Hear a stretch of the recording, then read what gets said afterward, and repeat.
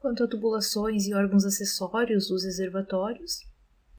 Quanto à tubulação de entrada, a entrada de água nos reservatórios pode ser livre ou afogada.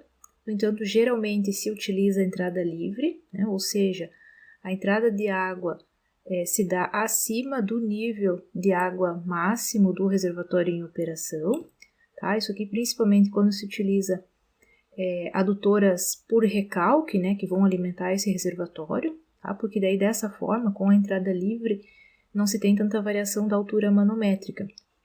Quanto ao dimensionamento da tubulação, ele é feito limitando a velocidade de água nessa tubulação de entrada, que não pode exceder o dobro da velocidade na adutora que alimenta o reservatório. Então, antes de fazer o dimensionamento da tubulação de entrada no reservatório, já deve ter sido feito o dimensionamento da adutora que alimenta esse reservatório. Bom, na figura anterior, então tinha duas opções para a tubulação de entrada em reservatórios enterrados, semi-enterrados e apoiados, e nessa figura também tem essas duas opções, né? Entrada livre ou entrada afogada em reservatórios elevados. Então vejam que no caso dos reservatórios elevados, tem bombeamento do reservatório inferior, né, que pode ser ou enterrado, ou semi-enterrado, ou apoiado, para o reservatório elevado.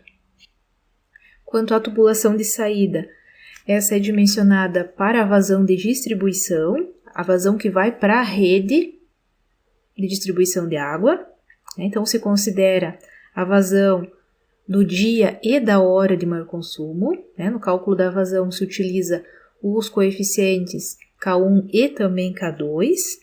A velocidade na tubulação de saída do reservatório não deve exceder 1,5 vezes a da rede principal a jusante, tá? Então é com base nesse parâmetro que se faz o dimensionamento dessa tubulação de saída. Geralmente, a tubulação de saída é colocada num poço de rebaixo, que daí permite um melhor aproveitamento do volume do reservatório, e a altura do nível de água sobre a abertura de saída deve ser de no mínimo 3D, ou seja, 3 vezes o diâmetro, isso é para evitar o vórtice. Descarga de fundo. Nos reservatórios deve ser prevista uma descarga de fundo, isso vai servir para a limpeza do reservatório. A descarga deve estar situada abaixo do nível de água mínimo e o diâmetro não pode ser menor que 0,15 metros, 150 milímetros, conforme recomendação da ANBR 12217.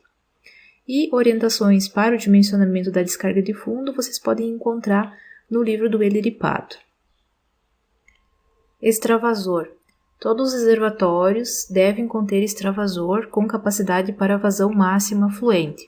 Então, esse extravasor ele fica localizado acima do nível de água máximo projetado para o reservatório. Então, quando atingido esse nível, qualquer água excedente que vier vai sair por esse extravasor.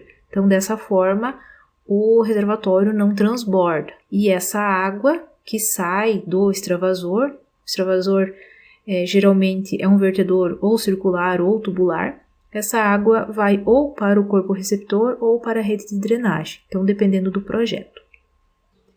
Também é necessária ventilação, isso é para evitar danos na estrutura do reservatório, porque como o reservatório horas ele fica enchendo, horas ele fica esvaziando, com essa variação de nível acaba acarretando numa variação de pressão. Então por isso é necessária a ventilação, para que sempre o reservatório fique à pressão atmosférica para não ter problemas de esforços na estrutura.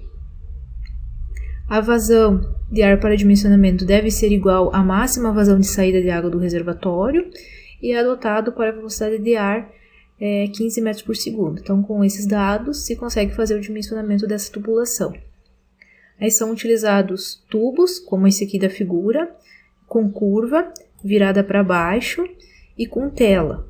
Então, a tela de proteção. Então, esse formato, essa configuração, impede, né, a entrada de água da chuva, poeira, também insetos para dentro do reservatório. Deve ser previsto também um acesso adequado ao interior do reservatório. Isso para no caso de necessidade de manutenção. Então, os reservatórios devem ter na sua laje de cobertura aberturas que permitam fácil acesso ao seu interior, bem como escadas fixadas nas paredes. E a abertura mínima desse acesso deve ter a dimensão de 0,6 metros por 0,6 metros livres.